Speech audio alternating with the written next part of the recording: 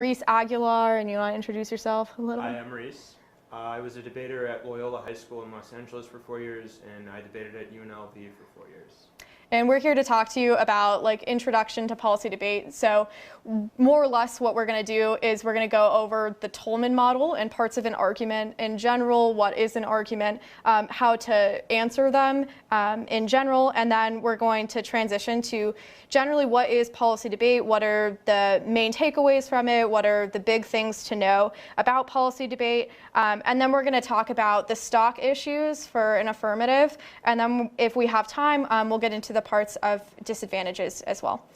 So the first thing we want to talk about are the parts of an argument, which is called the Tollman Model. So if you want to review this later or look up extra materials online, that's the name you should search. And so there are mainly three parts of an argument. So the very first one is called a claim, and that's the thing that you're trying to argue. So if you're arguing with your friend or your parent and you have your big, this is what I want to win at, that's called your claim. And then the second piece is called a warrant, and that's the reason why. That's how I remember it, is warrant why, WW. And that's explaining why your argument is true. And then the third portion is called evidence or proof. And that's demonstrating why your reasoning is correct. So that can be data and it can be numbers, but it can also just be logical reasoning or more examples perhaps to prove your warrant in the first place. So we want to kind of talk about a couple of examples about this model, and then maybe we'll try to transition from there. So if I want to make an argument that cats are better than dogs, that could be my claim. And then my warrant would be, maybe I think cats are better than dogs because, and here we get to the warrant portion, cats are cheaper.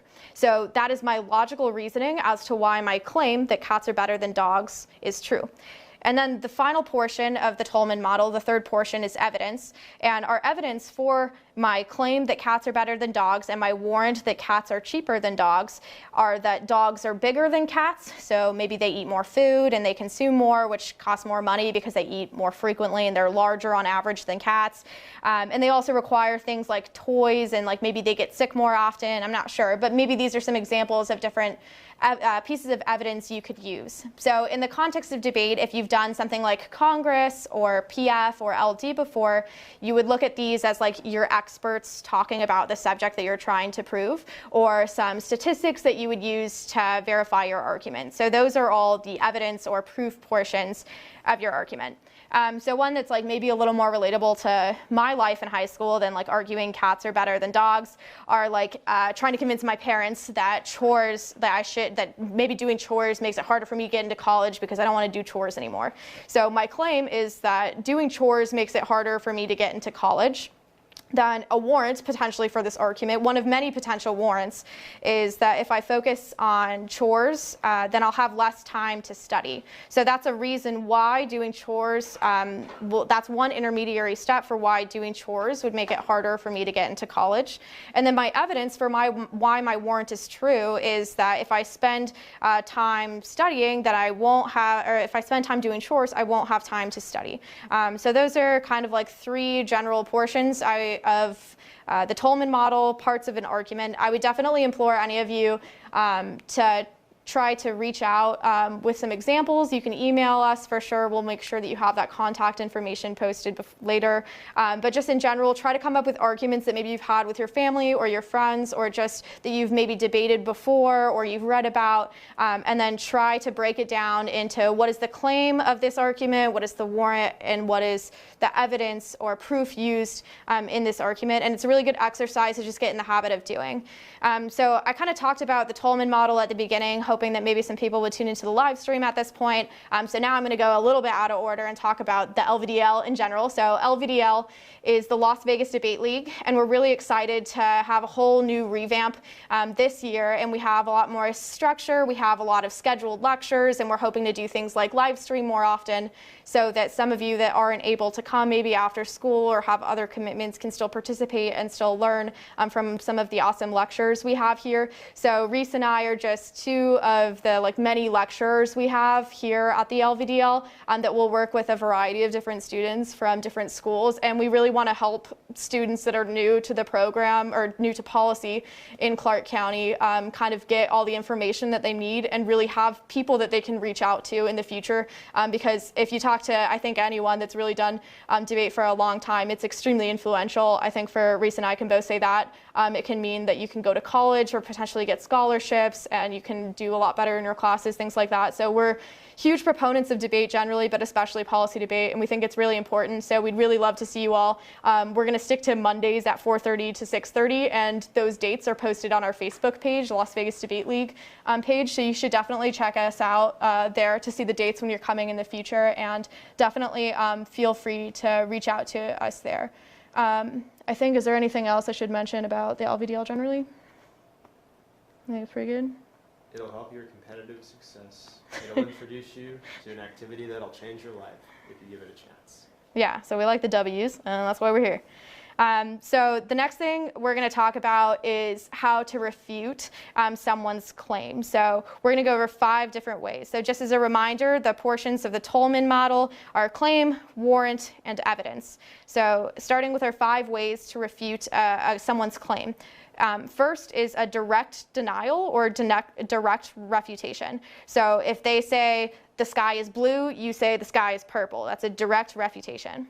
The second way to refute someone's claim is challenge the relevance of the opposition's claim to the issue being debated. So if I'm arguing with Reese and I'm saying you should not spend your money on In-N-Out Burger all the time, and he comes back and says, well, you know, I like going to the movies, then I might answer that with being like, why is that relevant to how much you eat In-N-Out? It's just disconnected. So that's the second way to refute someone's claim. The third is to attack the warrants or the reasons stated for the claim. So this goes back to our Tollman model. The warrants are the reason why an argument is true. So if we're using our cat example, if cats are cheaper, then if I was to attack that warrant, if I was arguing that dogs are better than cats in opposition to our original example, then I would argue that cats are more expensive instead. So that would take issue with the warrant of the portion of the argument.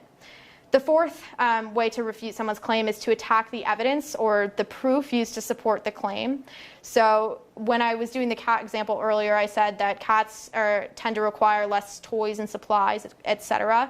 But maybe like the citation I used, like who I cited for that, who was giving me these examples, was my little sister, who has one like extremely sick cat and one super healthy, cool, small dog. Then maybe I would attack, if I was arguing against someone making that argument, I would attack their evidence saying, well, you use your sister who has like a really weird situation as evidence, and that doesn't seem like it's really able to be universalized to all cats and all dogs, which is the argument that I'm making. So that's the fourth way to refute someone's claim, is to attack the evidence or the proof used to support it. The fifth way to refute someone's claim is to turn the opponent's claim, warrants, or proof to your advantage. So this one makes a little less sense in the context of the cat example, because you'd have to say something like cats are cheaper, which is actually bad. Because you like to spend money on your animals or something like that. Alternatively, with the homework example, our warrant, just as a reminder, was if I focus on chores, I'll have less time to study. Maybe I would turn that argument, which means I would say, well, if I focus on chores, I'll have less time to study, but I don't like to study, so that's good. So that would be an example of the fifth way to refute someone's claim, to turn it. So just as a recap of all the 5 ways to refute someone's claim, we have first a direct denial or refutation, just saying the opposite. The second is challenge the relevance of the opposition's claim to the issue being debated. 3, attack the warrants or reasons stated for the claim. 4, attack the evidence or proof used to support the claim. And 5 is to turn the opponent's claim, warrants, or proof to your advantage. So it can be any of the portions of the Tollman model that we talked about before. So those are generally structured how you can respond to someone's argument. And this isn't something that's particular to policy in any sense. It's to any debate topic or just in your general life if you're making an argument for an essay for your class as well. Do you have anything you want to add to what we just talked about? Yeah, sure. I would say that with a lot of the examples that Amber's bringing up, it's definitely something that can also help you, not just, when you're trying to argue with your parents for why you should be able to watch TV for a longer period of time, but you'll find that these skills are also useful in the context of even writing papers. So it lets you provide better evidence. Maybe you can directly refute claims like she talked about, and it makes your essays more complex. You'll get better grades. All in all, there's a lot of great benefits.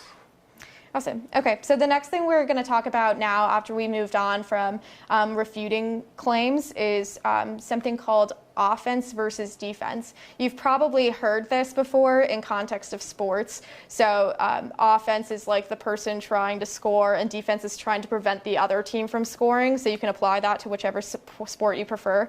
But some of us are nerds and we don't watch sports much, so it's a little harder for me to grapple with. But generally, we want to say offense is a reason why what someone else is doing is bad. So if I'm having an argument with Reese about something, if I'm having an argument with him about like why cats, if I'm saying cats are better than dogs, he's saying dogs are better than cats, and we're having this debate, then an offensive argument would be a reason why dogs are worse than cats. So a reason why his position is bad. So maybe I say like dogs are messier, like they'll eat your furniture more often or something like that. That's a reason why dogs are bad, not a reason why cats are good. Alternatively, there's also defensive arguments. So that's trying to prevent the other team from scoring, basically. So if Reese had an argument that dogs are better than cats because dogs are more cuddly or more affectionate, and then my defensive argument would try to be to disprove what he said. So I would have to come back with some evidence about like why dogs aren't actually cuddly, like they're actually just scamming you for attention or something, like they don't actually like you. Something like that would be a defensive argument. So it prevents him from getting his argument. So you can apply this to a lot of other more like real life situations too. So if you want to say like the reason why we should have I don't know, healthcare or something. If my argument is saying everyone should have access to universal healthcare in the United States, an offensive argument against that would be if everyone has it, the coverage would be worse.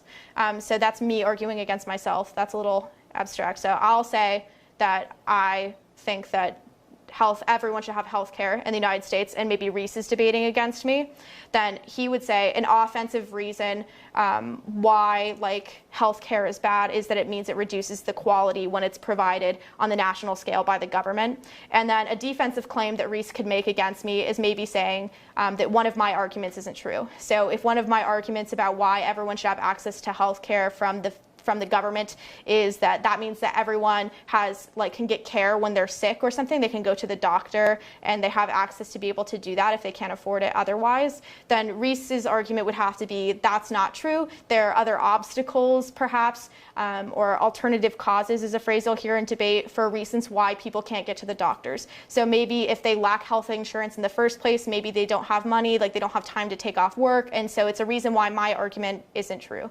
So offense and defense generally, offense is a reason why someone else's thing is bad, or it could be good too, depending on if you're arguing against someone or for yourself. And a defensive argument is a reason why someone else's argument is incorrect. So not necessarily bad, but just incorrect. So in the context of debate, if you've heard of or watched policy debates before, an offensive argument would be like a disadvantage. So a disadvantage to an affirmative plan would be a reason why the plan is actively bad. So it's worse than doing nothing. There's something bad that comes out of it. So an example of that is there's an allied proliferation disadvantage that's a part of the novice packet that maybe you haven't debated yet at the tournaments, but you will coming up in the next few months. And so that would be if the plan happens, if we reduce arms sales to another country, then it will cause our allies to develop it will cause those countries to develop more weapons, which means less stability. So that's something that actively bad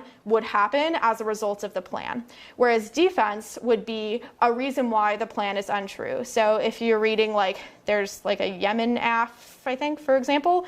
The Saudi Arabia AF, for example, would be there could be more peace in Yemen or Saudi Arabia as a result of the plan. A defensive argument, if you're negative, would be to say that is not true. And there's a variety of different reasons or things you could choose for a defensive argument against the case. But generally, if you've done debate before, if you've done policy before, that's a little brief glance into that. If you haven't before, don't worry about it. We'll definitely get to each of those things.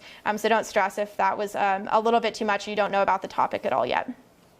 So is there anything else you want to add for offense, defense? A couple things. So something to remember is that oftentimes you'll see when you want to win a debate, you'll need both offense and defense. You can't win a debate just on defense alone, sort of like what Emma was hinting at with her analogy about a debate being similar to like a sports game.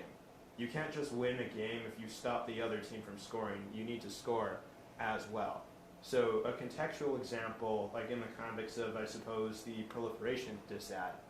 The proliferation dissad argues that if you were to withdraw or if you were to reduce commercial and foreign arms sales to Taiwan, that other allies, other Asian allies will feel that the United States doesn't have their back. So then they'll start manufacturing their own weapons, they'll arm up, and that will cause instability. That makes a chance higher that there's going to be war. That's actively a reason why doing the plan, why reducing arms sales to Taiwan would be a bad thing. It's not just simply saying, well, you don't solve the war, your thing isn't true. We're explaining why it's bad. Cool. Yeah, that was a really good point. So most of the time, you want to put your offensive arguments first when you're having a debate in general, but definitely when you're having a debate like at a tournament. It's really important because, as Reese said, you can't win if you scored no points. At best, you can tie because the other team also didn't have any offense. So it's really, really important that you have your offensive arguments first and then your defensive arguments also as a component of your overall strategy. So the next thing we're going to get into is just general structure. What is policy debate? How does it function? So the things I want to talk about here are just generally we hear about like what is a debate. We hear about the Democratic debates that are happening right now for the 2020 election, for example, or just in general, it's two people kind of like arguing with each other. That's what we know commonly. In the context of debate as in it's competitive, like in high school or in college, it's a little bit more formal than that and a little more structured, I think. And I think a lot of times has more rigor and reason behind it rather than just like name calling or something goofy like that. It's not arguing. So the way that policy debate works is that there are going to be two teams in a room made up of each two people. So you have two people who are on the affirmative team and two people on the negative team. So what I mean by that is policy debate centers around how to develop policies from the United States federal government. So this year, the resolution is the United States federal government should substantially reduce direct commercial sales and or foreign military sales of arms from the United States. So that's saying that the United States federal government should reduce arms sales, so giving weapons or selling weapons to other entities or countries. So the affirmative agrees with the statement and the resolution. You'll notice it's just kind of like a normative statement. This thing should happen. So the affirmative is affirming that resolution and saying, yes, the United States should reduce its selling of arms to other entities or countries. Alternatively, the negative will say that that is not true or it is actively bad, as we talked about in the case of offense. So they argue against the affirmative. One thing that is a little bit different about policy debate versus other styles of debate like Congress or PF or LD is that we have the resolution for the entire year as opposed to a month or 2 months or so.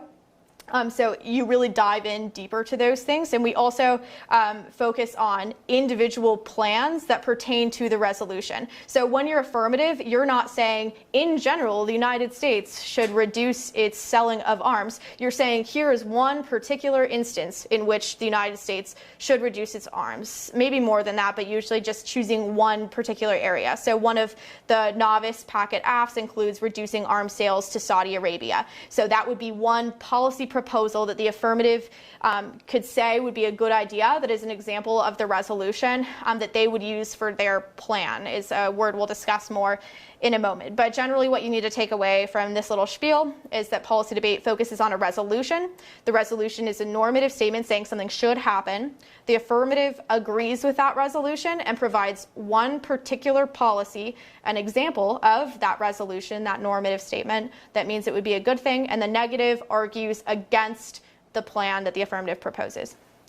So that's generally big picture what it'll look like. At a tournament, there are usually multiple debates in which schools will debate each other, and it'll be the same topic for the entire year. So when you're affirmative, usually you'll just read one plan, and that will be the example of the resolution that you will defend and say is good for the entire first few months or maybe the whole year. And the negative will have to respond to a few different plans. So it's important to kind of get familiar with both sides, because you'll have to be both affirmative and negative in an equal number of times. So if you go to a tournament and there are 4 debates, maybe at a Clark County tournament, for example, you might have an affirmative debate and then a negative debate and then an affirmative debate and so forth. Similarly, your opponents will also do the same thing. So there'll be teams, 2-person teams from different schools, and then you'll have judges that will evaluate who won or lost. And other than that, it'll function very similarly to sports, except for you think of it as like extremely truncated version. So in sports, you have like, I don't know, sorry if I'm wrong about this, but this is generally how I understand sports, but you have a season that goes on throughout the year. You have several months where teams play each other, and then they have records, and then they start going to like playoffs, and then they're in a bracket after that, and they start playing each other, and the field gets smaller and smaller as they win and so forth. So debate tournaments are very similar to that. So in the preliminary debates, the first 4 debates, you'll debate everyone or like a few people more randomly. You'll debate people that have similar records to you, meaning the similar number of wins to you as you go on, but more or less you'll have a record coming out of the preliminary debates. If you have a good record at your tournament, then you will get to go on to like the playoffs, or the elimination debates is what it's called. And then you'll start debating other schools and moving down in a bracket until there's eventually a winner. So your judges can be college students and people that know or have been debating for 7 or 8 years, and that's possible, but it's also possible that you have a judge that has never seen a debate before and this is their first time. So it's important to kind of know who you're going to be debating in front of, and then adapting your style a little bit accordingly, because if you use phrases that maybe we would use in debate to explain things in the abstract, that could be really confusing if someone who has never seen a debate before is watching it for the first time. So it's important to know your audience and adapt what you're saying accordingly, and kind of like understanding how to debate a little bit differently as you move on. So the next thing, just generally in policy debate, there are 6 big categories of arguments. We're not going to get to all of them today, but it's just good to be aware of them. So there's topicality. That is, does the plan pertain to the resolution? So if my plan as an affirmative team is to decrease arms sales to Saudi Arabia, then a topicality argument is asking, does my plan to reduce arms sales to Saudi Arabia agree with the resolution which says that the United States should reduce its arms sales? So in that case, it seems, at least on face, to be very clearly topical. So it pertains to the resolution. If I said, I shouldn't sell my squirt gun to Reese, that would be an example of a plan that is just not topical. I am not the United States federal government. I don't think a squirt gun would be categorized as an arm, and so forth. So our foreign military service is very distinct. There are terms of art, or what they're called, in the resolution that imply very specific things. So it's important that your example of why the resolution is a good idea, or your plan, actually pertains to the resolution. Otherwise, it's basically like you're cheating, more or less, like if you were playing a board game. So that's the first type of argument, topicality. We're going to set that aside, and we're not going to go into any more detail today. The second type of argument are on-case arguments. So when we have the first speech in a debate, which we'll get to in a moment here, the general structure of how a debate goes with speech times, the affirmative will propose their plan. And in that case, they'll propose their on-case arguments. So they'll have what are called advantages, which we will also get into more detail about. And then the negative will answer those specific arguments that the affirmative has already proposed. Those are called on-case arguments. The next type of argument, the third type, is called disadvantages, or maybe you've heard it as disads or DAs, are other abbreviations for it. These are reasons, these are offensive reasons the plan is definitely bad that are separate from what the plan already proposed. So that's a disadvantage. The next is a counterplan. So a counterplan is a way of solving the problems that the affirmative wants to in a different way than what the affirmative suggests. So if like the plan is to reduce, I don't have a good example of a counterplan on cuff. You got one for me? Maybe reduce arms sales to Taiwan, reduce foreign and commercial arms sales to Taiwan, but consult Taiwan first.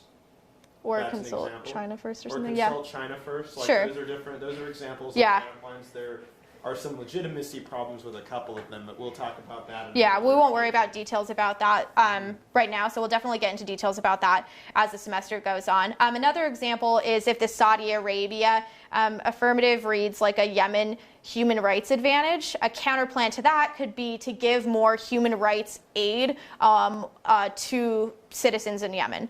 So that would be an example of a way that we could solve the problem that the Saudi Arabia wants to that isn't the same mechanism as the affirmative.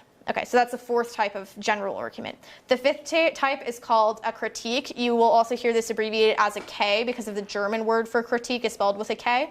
And these are things that are more abstract versions or criticisms of like the social implications of a plan. So they're a little less removed from the pragmatic policy responses, and they're a little more attached to big social structures. So the most common and one of the more elementary versions of a critique is critiquing an affirmative's association with capitalism or just selling things generally, things like that. So that's a more of a structure of like the logic or the pedagogy of like an affirmative plan. So it's a little more abstract. So we won't worry about that until at the very end of the semester. And then the sixth argument sixth argument, like genre or type in policy debate, is theory. And theory is about the rules of debate. So it's a little like meta, like, so it's a little weirder because you're kind of like breaking the fourth dimension or whatever that's called. And you're kind of talking about the rules of debate while you're debating, or you're debating about them. So it's a little weird. It's kind of like if you were playing Monopoly and instead of playing the game, you started like arguing with the people you were competing against about like the $5 bill actually means 5,000 or something like that, and you have a debate about what it actually means. So that was a little bit removed from actual context and debate, but it's also a little bit more messy and complicated. So we'll get into that a little bit later in the semester as well. So the next thing I want to talk about is the speech times and general structure of a debate. So there are three categories of speeches that will take place during a policy debate. There are constructives, which are the first four big speeches. There are cross-examination periods, which is when debaters ask each other questions. And then there are rebuttals, which are the shorter speeches they're the last four speeches given in the debate. So the first speech is the 1AC. It is a constructive. All of the constructives are 8 minutes long in high school. And the 1AC will propose the plan, the idea that they have that conforms with the resolution, the policy proposal, and the reasons why they think it is good. Those things are called advantages or harms. We'll talk more about those in a few minutes. Immediately following the 1AC is the cross-ex of the 1A. So I'll refer to people who are giving these speeches as the 1A, the 2A, the 1N, and the 2N. That just means the person that gives the 1AC and the 1AR, which we'll talk about, and so forth. So the 1AC happens, it's 8 minutes. The next period is the cross-examination period. It is 3 minutes. That is when the 1AC will receive questions from the second negative speaker, or the person that gives the 2NC. So it's primarily those two that are participating in this cross-examination period, and that's 3 minutes long. The next speech we have is called the 1NC, or first negative constructive. That is when the negative initially introduces its arguments. So if it has disadvantages, counterplans, and on-case arguments, it would say those and it would initially introduce them in this speech. Immediately following that, and that was 8-minute speech, immediately following that is a cross-examination period, and that is when the first affirmative speaker will question the first negative speaker. So a good rule of thumb to kind of like keep this straight, because it gets kind of confusing, is first of all, it's good to memorize, and we'll make sure we'll post a page to it so it's easier to see. But second, it's the person who isn't speaking next from the opposite team. So if you process that a little bit, when the 1AC happens, the person who just gave the speech will always be receiving the question, but the person that will ask them questions is from the opposite team. So if the 1AC just spoke, it'll be a negative speaker that is going to ask them questions, and it's the person who isn't talking next. So it goes first affirmative constructive and then first negative constructive. So the 1N, the person giving the 1NC, will not be asking questions. It will be the second negative constructive, because the next person will always be preparing their speech. So it's the person from the opposite team who isn't speaking next that will be asking the questions. The person receiving the questions is always the person that just spoke.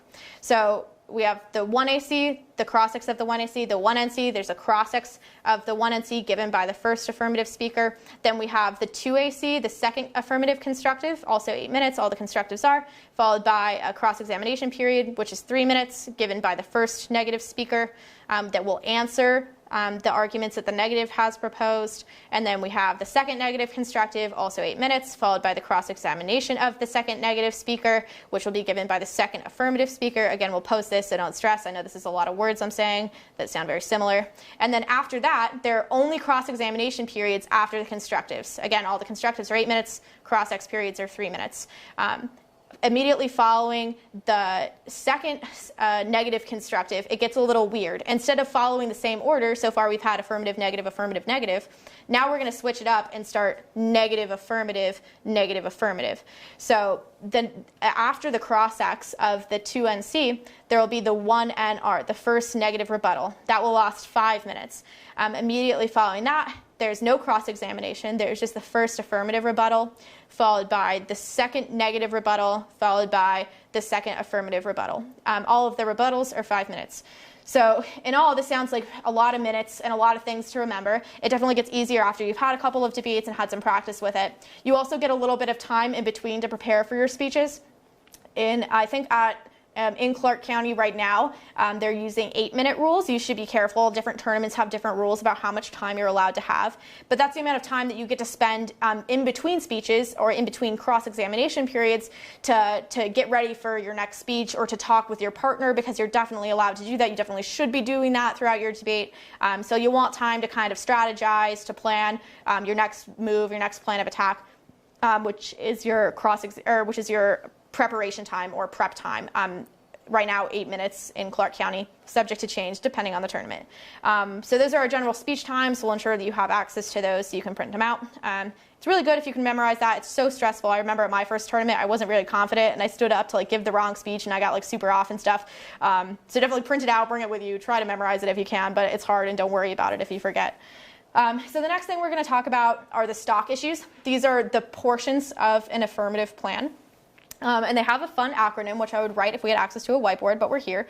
And so it's HIT, like hit someone, with plural with 2 S's, so HITSS.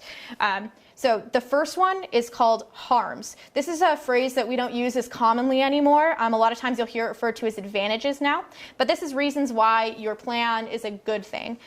So if I'm saying we should reduce our arms sales to Saudi Arabia because Saudi Arabia commits like human rights problems or things like that, and we should stop that, then I would say the human rights violations that we should stop, that's an example of something that is an advantage or a harm. So the reason why it's called a harm is because the affirmative is saying there's something bad that's happening now that we need to fix. So there are human rights abuses that are happening now, and we should fix them by doing the plan, by reducing arms sales. So that's an example of a harm. That's our first stock issue. The second stock issue we have is called inherency.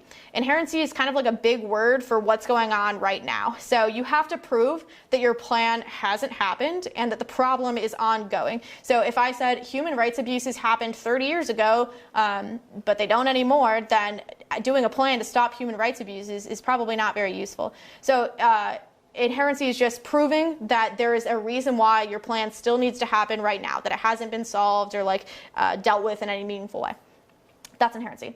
The next one is topicality. We've discussed this. I kind of alluded to it earlier. That's just ensuring that your specific plan, your idea to reduce arms sales to X country or X foreign entity, fits within the entire resolution, which is that extremely specific sentence that is worded in a very specific way. As long as your plan meets all of those components, then you should be good to go. The novice packet, you probably shouldn't have a big issue with this, and it won't become a problem until later on in the semester or perhaps your year.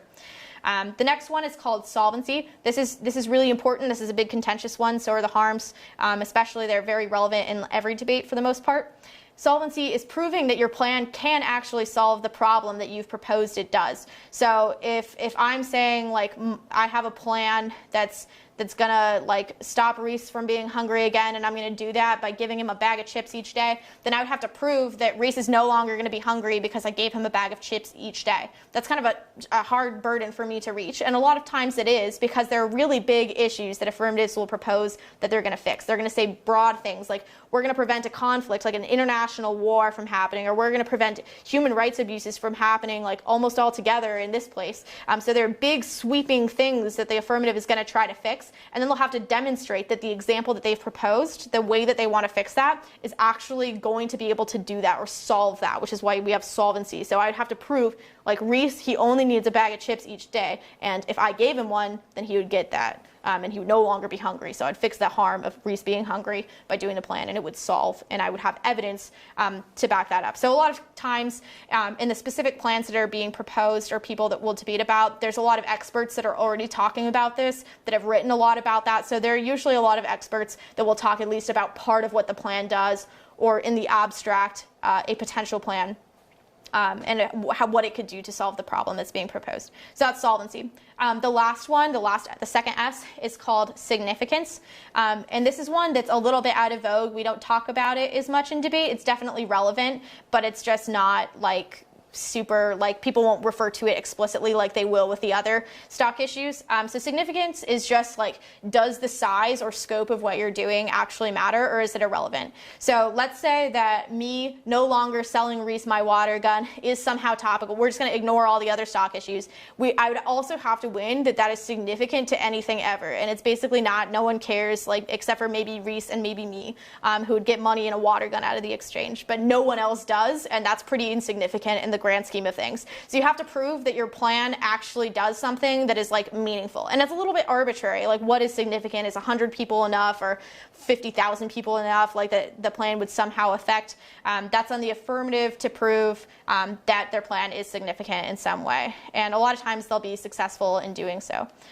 So the stock issues are the components of a plan or an affirmative argument that they have to win to be able to win the debate. If they lose any of these arguments or they're not able to access them, they have really big problems, and it becomes a lot harder to win the debate for them. So just going over that again, we have harms, which are also called advantages or contentions. We have inherency, which is what's going on right now. Has the plan happened or not? Hopefully it didn't if you're reading the plan. Next is topicality. Does the specific plan you're proposing meet the resolution? Next is solvency. Does the plan solve the harms that you've proposed? And finally, significance. Does your plan actually do something that means something, or does the impact affect anything or matter to people? So those are our stock issues, the components of the affirmative. We're going to talk about on-case arguments a little bit more now, just generally, because my understanding is that right now at Clark County tournaments, you're only allowed to read arguments on case on the affirmative and the negative. So this is where our discussion of offense and defense come in a little bit. So I have glanced at the Saudi Arabia AF, and it seems like a lot of what it focuses on is like there are human rights abuses that are happening that need to be stopped. So the negative argument would be having offensive, potentially, and defensive reasons or answers to the advantages proposed by the affirmative. So, for example, a defensive argument that you could say is maybe like the plan doesn't solve, which is also an example of a stock issue. So if we're saying, well, a bunch of people are using weapons to do all sorts of atrocious things, but if we stop selling arms, there are already so many arms out there that the problem wouldn't actually be able to be solved by stopping selling them now because there are already too many. That would be an example of a defensive case argument that the negative could say versus the affirmative. They could also say something like, an offensive argument. So that's not saying human rights abuses are good or something like that. It could be very different and more nuanced. So it could be, for example, perhaps the plan makes human rights abuses worse. So if the plan proposes to stop selling arms to Saudi Arabia, then maybe the negative could have an argument that, like, for some reason, the situation becomes more unstable wherever they're selling the arms, and then there are even worse human rights abuses if that is their harm. And so that's a reason why the plan is actively worsening the situation that currently exists. So that's just a brief review of kind of our offense-defense thing, and also talking about case arguments. Do you have like some examples of other on-case arguments? Yeah, here's some example of some common defensive arguments you might be seeing in a case debate. Will involve what's called impact defense. It'll be an essential and pretty generic part where if they're claiming that whatever large, like let's say it's the Saudi Arabia Act, and we talk about reducing commercial and foreign arms sales, and maybe we argue that that stops a Middle East war, or the affirmative argues that. On case, you would read pieces of evidence that could explain why, well, maybe a Middle East war wouldn't be so big. Maybe their authors are exaggerating the size, the significance, the scope of that war. Maybe it would be resolved by diplomacy. There isn't really a significance to the plan. The impact isn't very large. Or maybe reducing arms sales or reducing direct commercial arms sales or foreign arms sales wouldn't resolve the conflict at all. It would do nothing to solve the conflict. There are too many external factors that we wouldn't be able to solve if we were to simply just do that. It would be like removing one piece or inserting one piece in a larger puzzle. Yeah, so Reese brought up a good point to talk about, which is what is an impact generally. This is very relevant on both the affirmative and the negative. So that's very similar to the significance that we already talked about in scope of the stock issues. So that is, why does the thing you're arguing for ultimately matter? So in the case of, like, if you have something that you're preventing war, so let's say an advantage could be there's already a ton of instability in X country that your plan argues for, and the United States supplying arms to that country is fueling the instability, making that instability worse, and that's going to cause a war right now where tensions are extremely high right now, then the affirmative would say we should stop doing arms sales to prevent that conflict from happening or to prevent the fuel of further instability. And then the impact of that would be the war portion. So maybe tensions are high and arms sales are like influencing it in a negative way, but the important part, or like the reason why that matters so much, is because a war could start as a result of that instability. So that's an example of an impact. So to Reese's point, impact defense is just saying mitigate that impact, make it small, make it less relevant. So you're saying maybe if a war happens, it's unlikely because it could be solved in a different way, or maybe it would be, maybe the affirmative is saying it could go nuclear, it could be really huge and the entire world would go to war, and maybe the negative would say, no, it would stay regional, it would be smaller, maybe wars are bad, but there are worse wars that could be caused because the affirmative does something else that's bad, which would be encompassed in the negatives, disadvantages, or offensive arguments. So impact defense in itself is a defensive argument. It's saying what the app has proposed is not true or smaller than they think it is. So other offensive arguments we talked about can be on case, just saying it can be a case turn, which we also discussed in our answers to claims after the Tollman Model portion of our discussion. And that's saying that what the affirmative does makes the problem that it wants to solve worse. So if they want to prevent instability by reducing arms sales, then the negative could have a case turn that says what the affirmative does actually, like by reducing arms sales, they actually increase instability. So it does the opposite of what they think it does. That's an offensive argument on case. So a lot of these will be structured around evidence.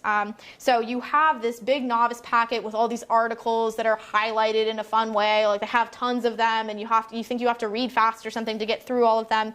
But it's really important to remember that these arguments that you make in a debate do not all need to be like read straight from an article, straight from someone who's an expert in that subject. It's also really important that a lot of times arguments that are even proposed by experts or people that are really bright can also be answered with some common sense or some arguments that you can come up with too. So we have evidence, which is usually, they look, I don't know if y'all can see this, but they look more or less like this. Yeah, where you have like this highlighted portion. So we have our tag here, which is the bold portion. We have an author name, which is usually bold, a year, and then there's a highlighted portion after. You should hopefully be able to see that in the novice packet already, but the bold portion, the black portion before any of the author name or the citation, is the claim that you're making.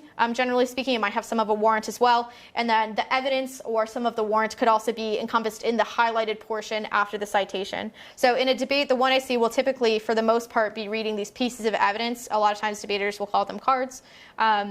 And they'll read a lot of those, so they have a lot of evidential support for it. But when you're going back and forth as the debate goes on, you'll read less and less cards, less and less evidence. You'll rely more on referencing the evidence you read in previous speeches and your own interpretation and your own arguments. So you should be thinking for yourself, and please do not be afraid to do that, because I think a lot of times novices will get a little too caught up in just reading what's in front of them when they're really, a lot of times, quite bright and have a lot of smart arguments, and they're just afraid of saying that. As long as you don't lie and you're not trying to say it came from some expert, then you should definitely be comfortable with doing that. So an offensive or defensive argument can be one that you come up with yourself and say just in the 1NC while you're reading it, something like that. And if you're debating in front of someone who doesn't usually do debate or hasn't watched a lot of debates, it's really persuasive to do that too, because people don't really like to be read at. Like if I was sitting here reading a manual to you, you probably wouldn't be very interested. Maybe you're not anyway, but I can't help that all that much.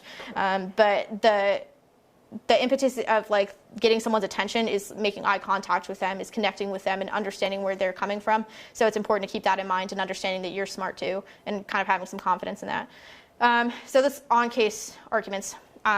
That's when you're affirmative and when you're negative. We talked about the examples we just gave were when you're negative, answering against the affirmative. The affirmative's on-case arguments will be their harms, will be their advantages, will be their solvency, the things that they read in the 1AC and then are hopefully talking about in every subsequent speech. So the next thing I want to talk about is something that's super important to negative strategy, which are the parts of a disadvantage and what is a disadvantage in general. So a disadvantage is an offensive reason why the app is bad, as we've discussed. They have a series of different components to them that demonstrate why the affirmative is bad the way it is. And hopefully, can you see if there's a piece of paper I can draw on, and then I'll try to sit awkwardly close to the camera maybe? Mm-hmm. So there are 4 big parts of a disadvantage, and the very first one is uniqueness. It's similar to inherency in that it describes what is happening now. So when you're the negative, you want to defend that the status quo, or what is going on right now, is all good. There's no problem, the app doesn't need to fix it, or whatever. Everything that's going on now is cool, and the affirmative is going to mess it all up. The next type of the next component of a disadvantage is called a link. So a link is what connects the affirmative to the bad thing that the negative wants to talk about. So what specifically does the plan do to cause the bad thing? The next argument is the internal link, which I'll get back to in a moment. And our final component is an impact. So we've discussed what an impact is and then more the abstract. Why is the bad thing so important? The internal link kind of bridges the gap between the link and the internal link. So it's kind of saying the plan reduces arms sales to this country, and then allies would start getting nervous about the fact that they're no longer supplying arms to an ally like Taiwan, for example, and that causes them to produce their own weapons. That's an internal link. And then the impact is what happens that's so bad as a result of that. So we don't really care in the abstract that allies develop their own weapons, but we do care if allies developing their own weapons causes a lot of miscalculation or people to think that there are higher tensions than there actually are, and then they're more likely to go to war. That would be an impact that we care about. Or they're just more likely to have bad relations with each other generally. That could be a bad impact too. So I just kind of alluded to an example of one of the disadvantages in the novice packet, which is the allied proliferation disadvantage. So an ally is just a country that the United States is friends with, basically. And proliferation is the development of weapons for that. It's usually used in the context of international relations in developing their own weapons, or oftentimes nuclear weapons, which is very scary because not that many countries have them. So we care when more countries have more nuclear weapons. It becomes scarier and scarier because if anyone uses a nuclear weapon at any time, it could get really out of control really quick. So even if it's not super likely that that thing could happen, it's still something that's hotly debated in international politics in the United States federal government today. So it's something worth noting for sure. So again, our 4 components are uniqueness, link, internal link, and impact. Uniqueness, what's going on now. Link, what does the affirmative do that's bad. The internal link bridges the gap between the link and the impact, which depends on the disad. And the impact is what is so bad about the bad thing. So I'm going to try to draw a picture for y'all, and we'll see how this goes. But I think it's a pretty good analogy to, like, what should I say? Yeah, I'm going to come break the fourth wall here and sit too close to you. Over here. How close? Can you see if I draw things here? Okay, nice. So I'm going to draw a picture of a person that's standing on a cliff. So the uniqueness is the person is currently standing on a cliff. What's going on now? They're standing near a cliff. They're like, oh, look, there's a cliff. It's cool. I'm just chilling. And so that's our uniqueness. Everything is all good now. Uniqueness. It's abbreviated with a U and then a Q. And then the link is saying something bad is going to happen. Something's going to change in what's going on. So the current situation, person standing. The link is someone comes up behind them and starts pushing them. So our dude is now over here, and this is a person that's going to push them. They're mean. This is the plan. The plan causes the link, which is abbreviated with an L. So the plan is pushing that person. What is causing the action of the plan is doing something actively bad to affect what's going on now, which is the person just chilling. The internal link is as the person is falling off of the cliff. So what is going wrong with, like, as the person is falling? Obviously that's quite troubling. Gravity is happening, and we're not necessarily afraid of the fall itself, but the reason why we are concerned about the fall is that at the bottom there's a big spiky pit and flames, and it's horrible, and our little friend here, the stick man, will die. So that's the impact. Why is it so mad? Why does it matter that someone's being pushed? Why does it matter that they're falling? Because at the end they'll get stabbed and die or something. So our uniqueness for review is person is chilling, everything's all good, we're not concerned, no stress in the world. Our link is when the plan happens, something like big, bad, scary, the big bad wolf, like the scary person comes and pushes that person. So in itself, we don't care that someone is pushed all that much, but we care because it causes that person to fall. So this is bridging the gap between the action of the push and what's to come. Why does it, it's kind of like explaining how we're getting there. The fall is the internal link, and then finally the impact.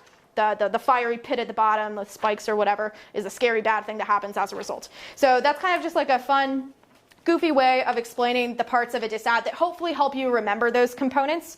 You will hear people refer to the parts of a disad by things like uniqueness, link, internal link, and impact. And they'll do that to varying degrees depending on how comfortable they are in debate, depending on how long they've been doing it, depending on who your judge is.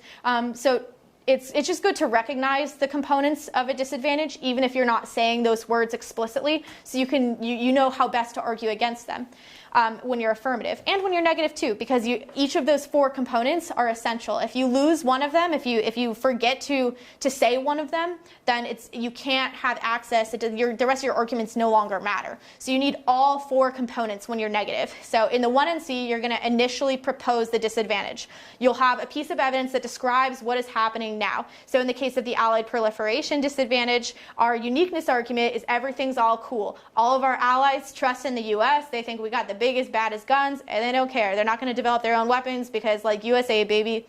And so that's uniqueness. Everything's all good.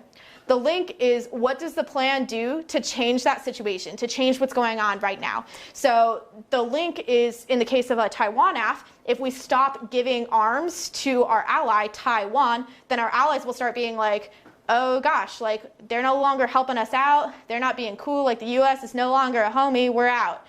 We got to do something for ourselves, which is the internal link, right? So the link is the plan stops selling arms to an ally.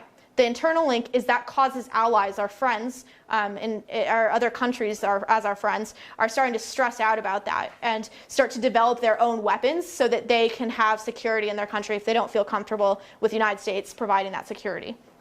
The impact is that when countries have more weapons and bigger weapons, they're more likely to misunderstand or miscalculate a situation. So if you're like a general in Japan or something, and you see like a missile coming, or like if you're in North Korea or something, actually maybe, and you're a general and you see a missile coming and you assume it's a nuclear weapon because now Japan has a bunch of them, then you're more likely to immediately respond with a nuclear weapon, even if that was a false reading and it was incorrect the entire time, because tensions are so much higher, the risk is so much higher that it increases the likelihood that someone misunderstands the situation. So it's like if I was standing here with like Reese and we're just like hanging out, but we're both holding like grenades, like that's probably a pretty tense situation that could be avoided if we didn't have them. So if our current situation is no weapons, we're all good, we feel safe because the UNLV police is somewhere around or something like that. But then the police isn't here, and we feel like we needed to protect ourselves for some reason. I've chosen the example of grenades, and now we're holding them because we need to feel safe that we have grenades to protect ourselves. Then that increases the risk that Reese and I might misunderstand. If like Reese gets angry at me because I ate his bag of chips that he depends on to satisfy his hunger, then he's more likely to think that like maybe I'll think he'll like drop his grenade or something, so I'll want to do it first for some petty reason, and it increases the likelihood that something gets out of control. So that's another silly example to kind of explain a very complicated international relations problem that still, after many years of debating, can be difficult to understand at times. So that's the alloyed proliferation disadvantage and the components of a disad. So just similarly to what I've kind of been mentioning before, we'll try to make sure that we have outlines of some of these lectures so that you can review them. I strongly implore you to take notes and try to remember these things as you go through the process of debating, as you're in debates. Recognizing them is cool, and it helps you respond to them faster, just to recall. So I'm not trying to like give you homework, but it will just make your life easier and give you more W's, which is what we care for. So make sure you recognize them. Uniqueness, what's happening now. Link, what the plan does to change what's happening now. Internal link, the bridge between the link and the impact is why the bad thing matters. So go through that with every disadvantage that is in the novice packet. Even if you're not reading it now, it's really good to just get really familiar with your evidence. If you haven't done that already, I would go read all of the card text, all of the evidence in the novice packet, so you understand the context of each of those pieces of evidence and just get familiar with them. Some of these things are extremely complicated, and I don't know much about these foreign relations. I don't know too much about like how the United States sells arms to Saudi Arabia or so forth. So it's really important that you read about them to understand them, and hopefully we'll be able to talk more in depth about them. If you come to LVDL or you shoot us an email or send us some questions, we'd be happy to talk about them more explicitly. Hopefully we'll allocate some time to talk about those particular really like messy foreign relations more in depth. But the best way that you can learn is not by hearing us yap necessarily, but also putting in some like work at home or just like asking other people you're debating with about it. So reading those articles that are already available to you is one really like fairly straightforward way to really get a lot out of the topic generally. So random aside is be sure to read your articles. It makes you a better debater and you can recall them easier too. So that's on the negative. Those are the parts of a disadvantage, which is a negative argument that the negative will first talk about in the first negative constructive, the 1NC. When we're affirmative, it's also really important that we remember the parts of a disad, because we're in a debate. We don't just say like, okay, cool, the negative said their thing, we already said our thing, whatever, now we're just going to hang out. We also have to answer each of the things that the negative says.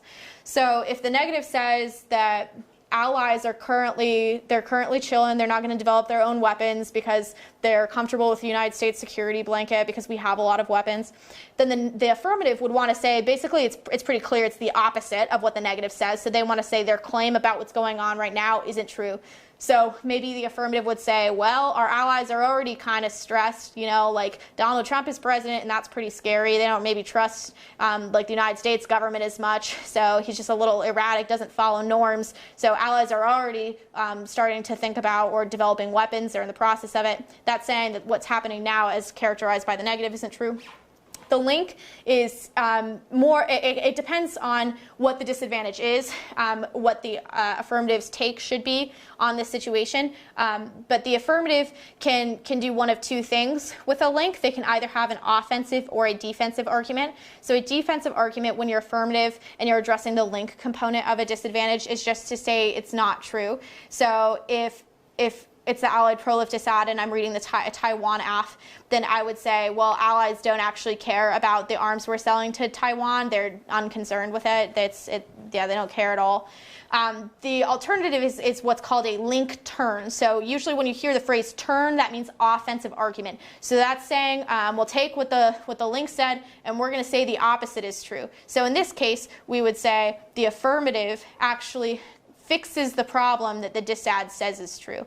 So we would say Allies are currently gaining weapons and it's causing more instability now. The plan actually stabilizes our allies. They trust us more because they think that we're like no longer giving arms to a country that shouldn't have them, or maybe something like that. There are probably other better reasons for that, but they're saying that the plan would actually reassure those allies and make them more comfortable, which would prevent them from proliferating. But it's really important if you're going to argue about a link turn argument, which isn't necessary, it's just an option that's available to you, that you also have what's called a non-unique argument, which is what we already discussed when you're answering uniqueness. So again, the negative says what's going on now, the affirmative says the opposite is true. The negative says countries are currently comfortable with United States security. The affirmative says no, they're not. They're going to develop their own weapons. A link turn would then say they are going to develop their weapons now, but the plan prevents that.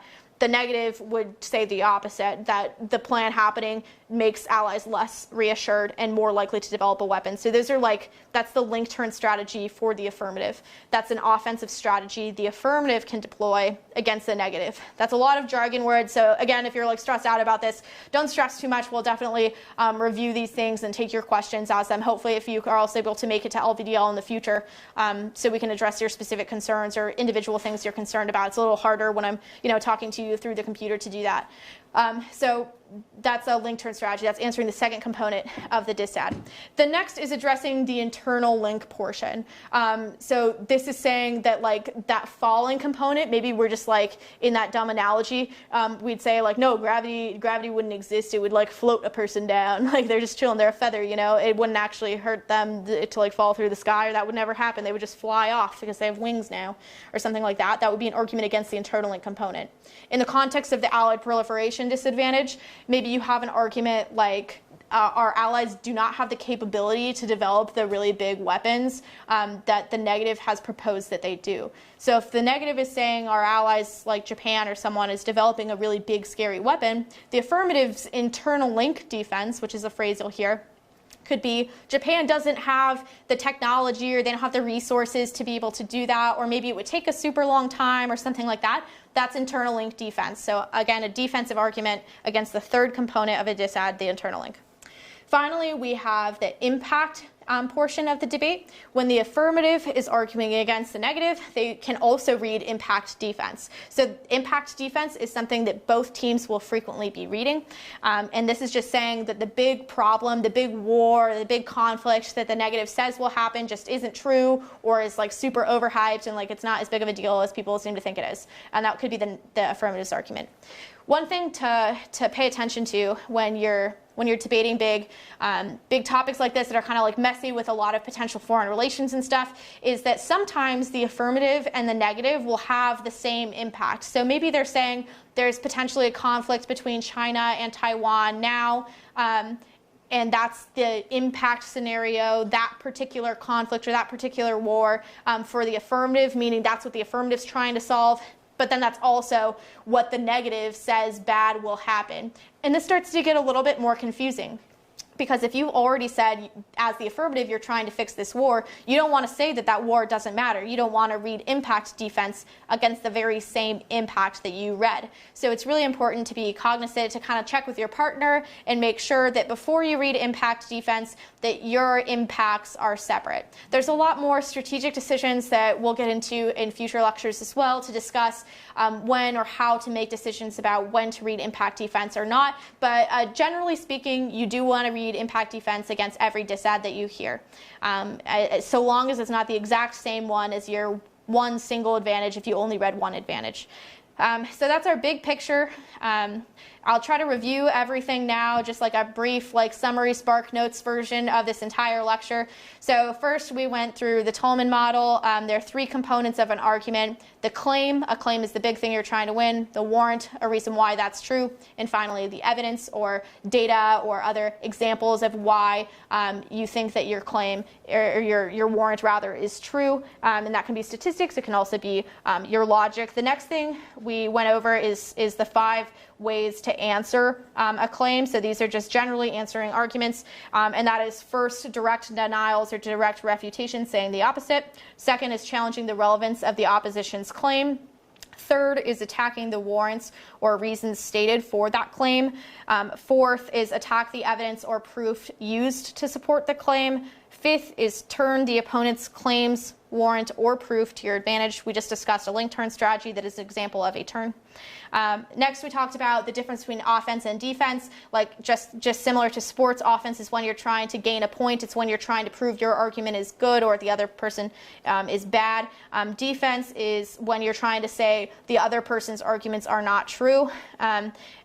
We talked about generally what is policy debate. We learned that there is a resolution that sticks around for the entire year. This year, it's the United States federal government should substantially reduce commercial sales and or foreign military sales of arms to the United States, and that affirmatives choose one example particular policy option that says that that resolution is a good idea. So it's one example of that resolution. The negative will always respond to what the affirmative says because they speak second. We learned that there are two-person teams. We learned the speech times and structures. We learned that there are 8 minutes of prep time right now, subject to change given the tournament. You get judged, wins and losses, generally how a tournament happens. We learned that there are 6 big types of arguments in policy debate: topicality, on-case arguments, disadvantages, counterplans, critiques, and theory, many of which will not be relevant in the next couple of tournaments here at the beginning of the season. We learned about the stock issues that the affirmative has to win or prove are true about their plan. Our acronym for that is HITSS, HITS, with 2 S's at the end. That's harms, advantages, the problems that are going on now that you're trying to fix. Inherency, what's going on right now. Topicality, proving that your particular example does pertain to the stated resolution precisely.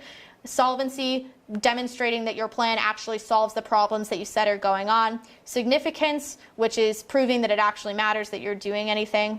Next, we learned the parts of a disad, which are uniqueness, what's going on now. It's the person standing there, it's all good.